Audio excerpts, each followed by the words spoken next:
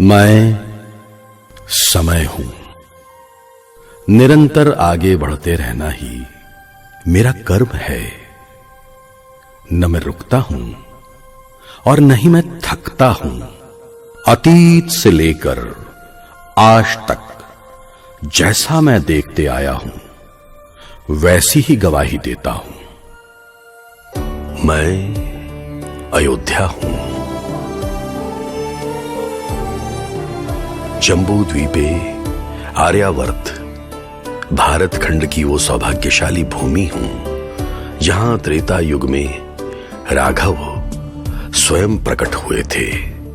जी हां, मैं ही मर्यादा पुरुषोत्तम भगवान राम की जन्मभूमि हूं। भारत भूमि के लोग मुझे अवधपुरी के नाम से भी पुकारते हैं। युगांतर कालांतर से ही मैं सनातन धर्म, संस्कृति और आध्यात्मिक आस्था की राजधानी रही हूं।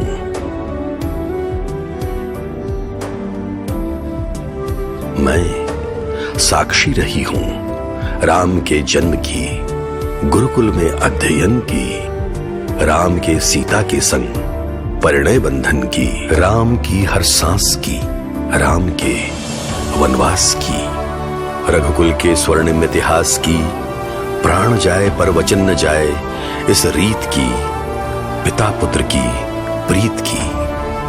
मैंने अपनी गोद में राघव को खिलाया है, मां कौशल्या के लाल को, दशरथ के राजकुमार को, अयोध्या नरेश को, जानकी के नाथ को, लखन के भ्रात को, भरत के त्याग को, उर्मिला के विरह को मैंने अपनी आंखों से देखा है।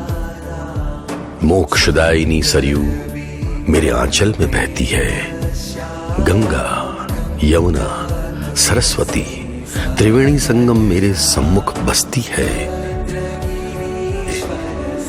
वेदों में मुझे सप्तपुरी का दर्जा प्राप्त है। मैं अयोध्या हूं। मैंने इस बात को महसूस किया है कि मेरा राम तो जन्म से ही सत्य, प्रेम, करुणा की प्रतिमूर्ति रहा है, सनातन का आदर्श रहा है, त्यागी, तपस्वी रहा है, महलों में जन्मा फिर भी वनवासी रहा है। त्रेता में पिता की आज्ञा से वन गमन किया।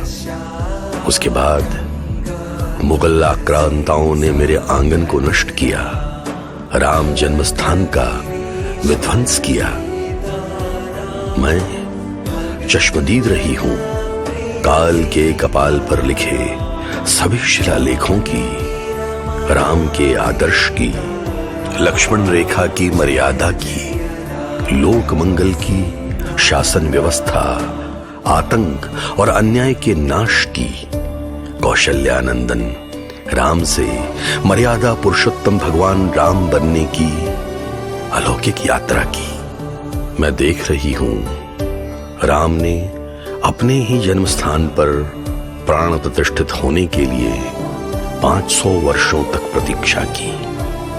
आज पूरे विश्व में मेरे राम का नाम गूंज रहा है। 10 दिशाओं में मेरे राम का गुणगान हो रहा है। 500 वर्षों से चला